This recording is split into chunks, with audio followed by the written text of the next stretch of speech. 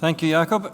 Indeed, we do have our next panel session coming now, and we will be joined by our two speakers, Jean and Jakob, and also Steen Brodbeck and Eric Larsen. Please welcome them to the podium.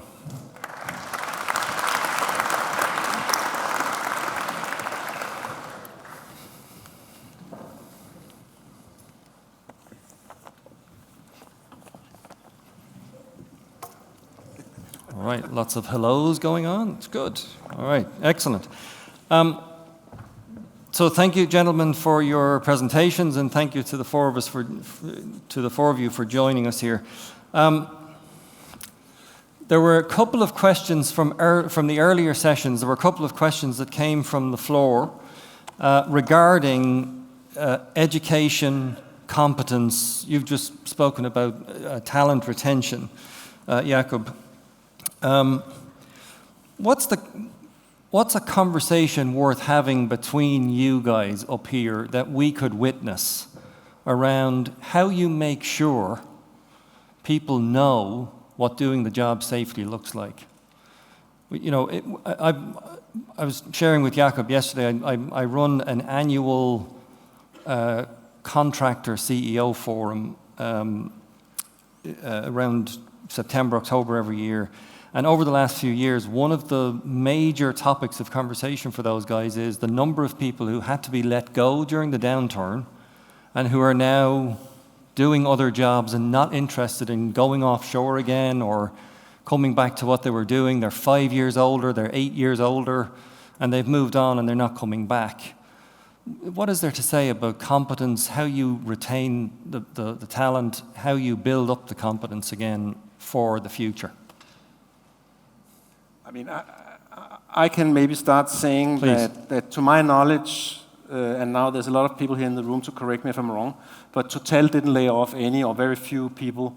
So Total has treated this last cycle a little bit less boom and bust like than what is the tradition for the business, which I think is an added reason not to join the business, because the people you lose are never going to come back.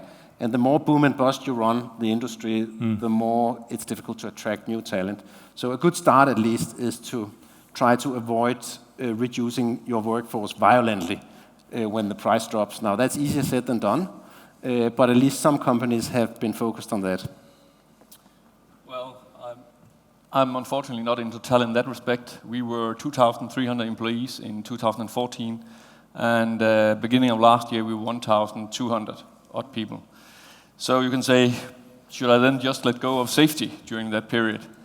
What we did is we were focusing on the people we had and not on the people who left.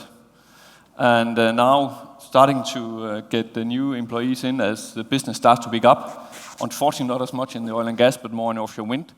Actually, some of the people who left us earlier is now willing to come back, which is very positive. I think also based on some of the things that Jakob said, is that it could be that it's difficult to attract young people because of a black view, but we could then turn it around and use some of the things we've seen today is that why don't you join our industry? Because that's actually the safest industry to be in compared to go out to a civil construction company who is building biomass plants or gas plants onshore. So there's actually a pitch there where we can turn it around and saying that the way we work with the behaviors and the leadership in our industry, we're actually able to have a more safe environment. And looking into what Charlie mentioned earlier today, there's a lot of value in that, not only for you as a person, but for your whole family. So I think for us, it's more to focus on the people we have than on the people who left. Seen from another side of the suppliers to the operators, the drilling industry, we had to let go of 25% of our staff during the crisis. And out of those 25%, almost or a little less than 30% have actually left the industry because they didn't see a potential for coming back. And we have typically had to really look carefully about who we let go, and we have kept the experienced people, the good people, that traditionally also are slightly older. So what we have seen is that the average age, especially actually in the northern part of the North Sea, has increased dramatically during the crisis. And now we see on top of that the young generation, if you go out and ask up in Norway, for example, where we are dependent on recruiting a lot, they don't want to join us. They see us as a part of the problem, not as a part of the solution. So I think it's very critical for us that we explain also that the oil industry could actually be the part of the solution, that buy other industries time to actually come up with a solution that will, on the long run, be the right solution. But we risk being in a situation where we, in maybe 5, 10, 15 years from now, will have a big issue with the aging workforce that are retiring within a 5 years time horizon, and then with no one to replace them. So we either need to look for how to attract people, or need to look for technology that can, as you mentioned, Jakob, automate or do things differently. Jean, can I ask you another question? Is target zero realistic and sustainable?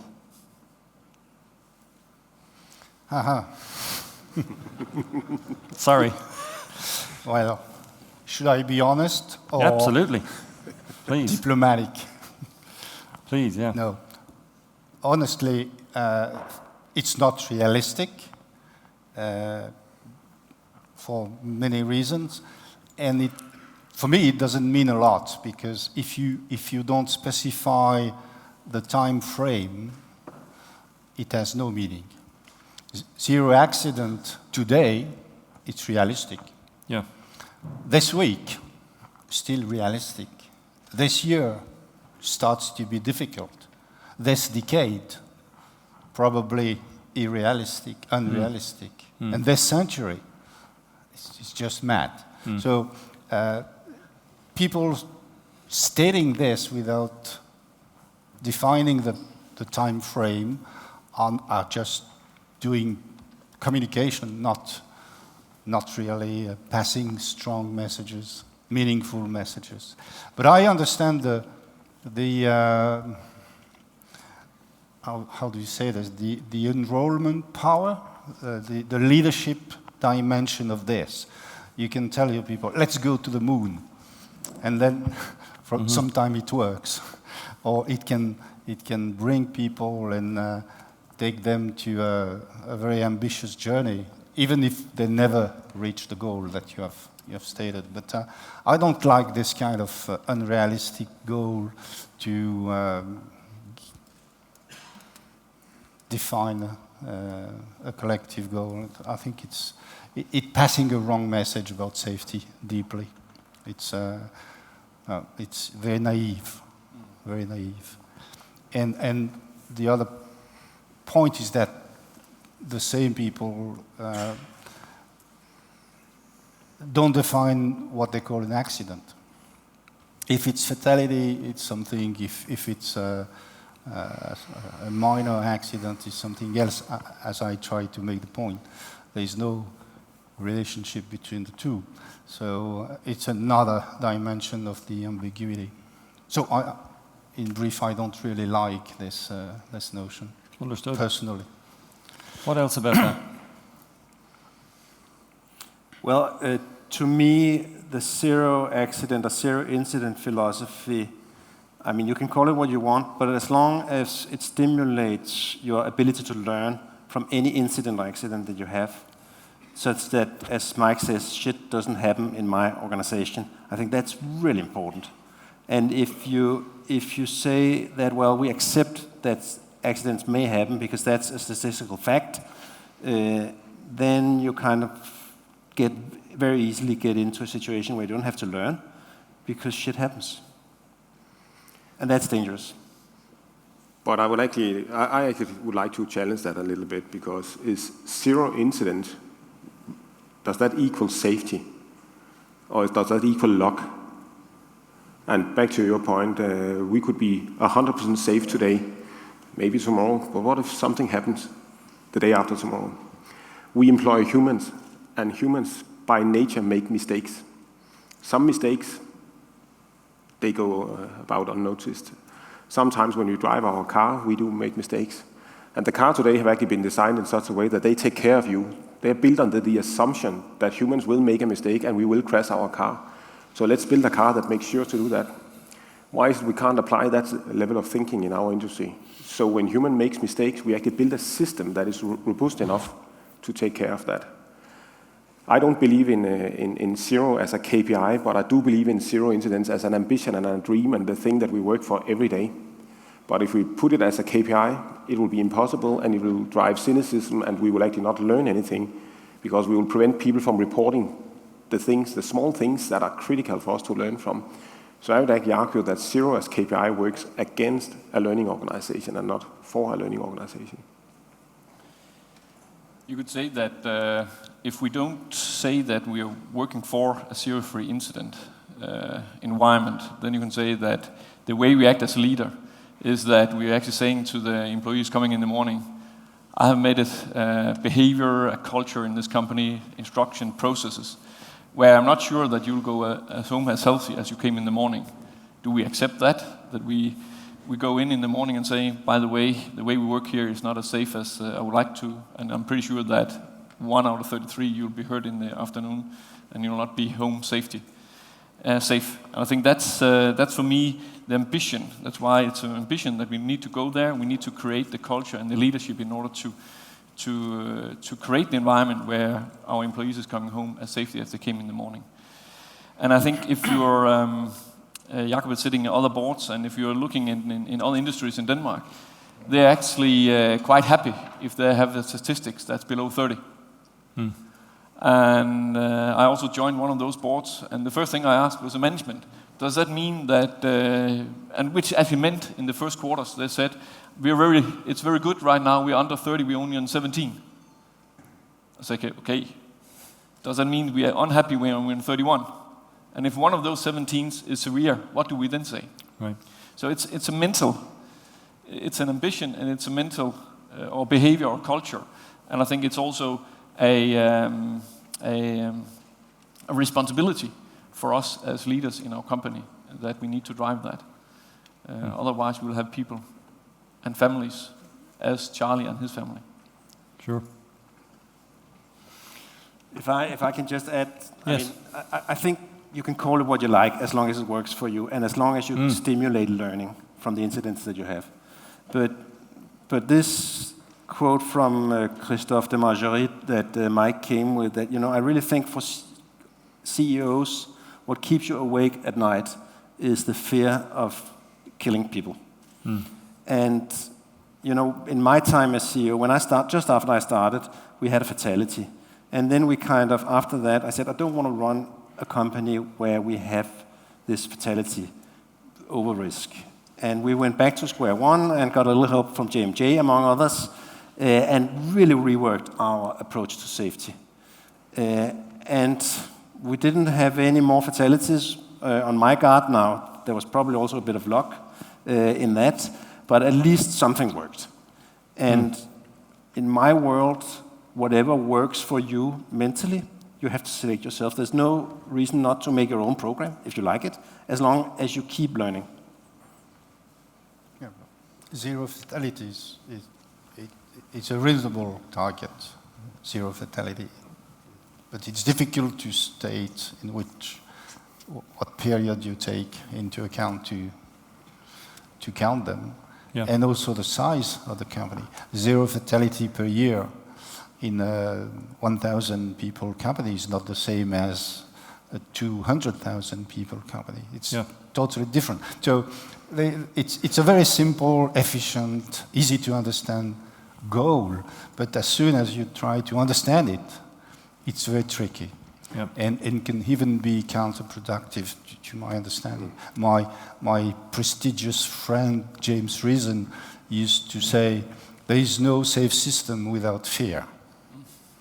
You need to maintain fear in the system.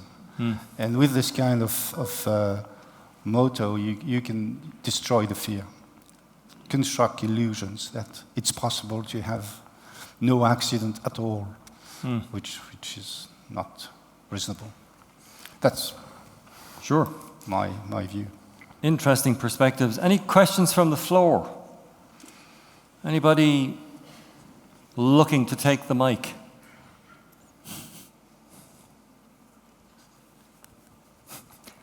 Shaking your heads. Great, thank you. Do we have a microphone? No, it's okay. Oh. Let's wait for the microphone so that we can get it, get you heard right across. Thank you.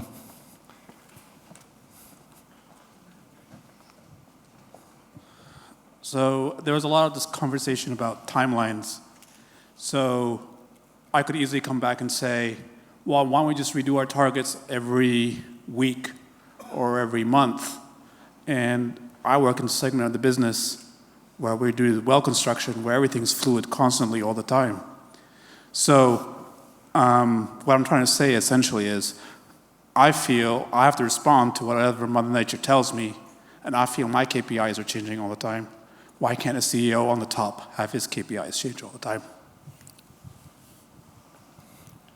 All right. Could you answer, ask it one more time? I didn't get it. Well, basically, when we run operations in well construction, we are constantly responding to whatever Mother Nature gives us. We deal with a lot of uncertainty, but we're giving KPIs in the forefront. We're always giving KPIs in the beginning. And it just feels like your KPIs on the higher level are easily measured, but it doesn't seem to be that I can feed back what I see back to the top as far as your safety performance indicators. Well, I think it's important for, at least for me personally, that the culture we have in our company and with the partners we're working with is there. I think that was also mentioned by one of the guy from Australia, that the possibility to, if there is anything happening close to Mother Nature or in the field, has to be reported back so we can start learning from it and do corrective actions immediately. I don't have a KPI that is only measured late December.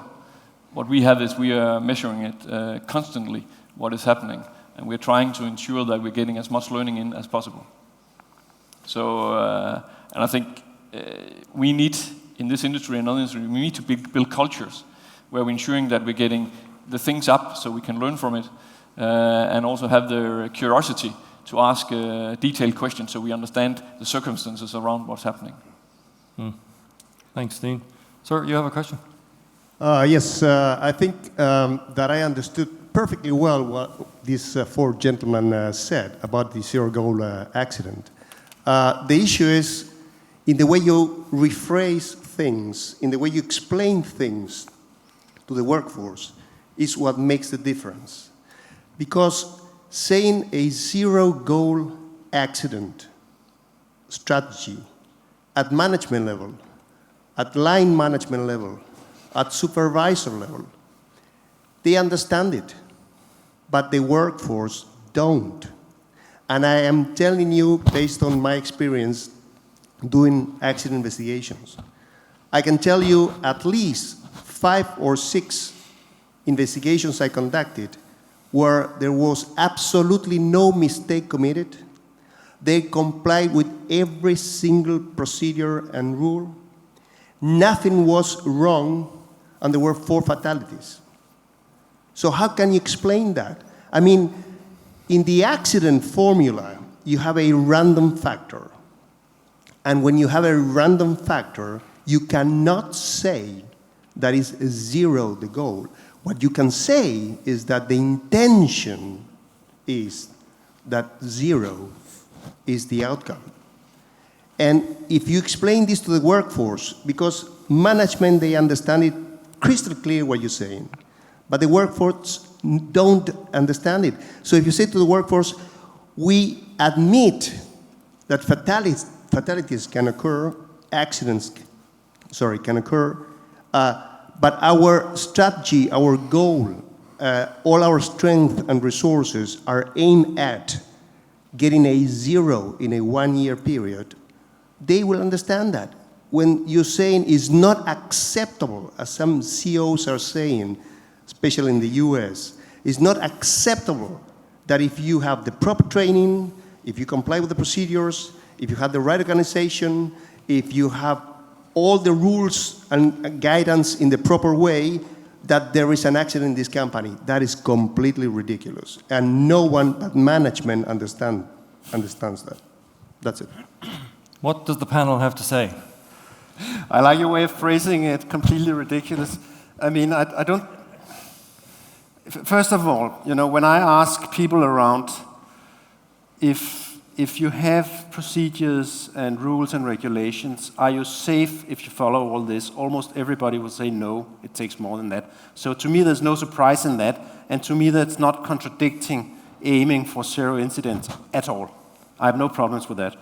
But I do think you have a point in how you phrase it. That is extremely important.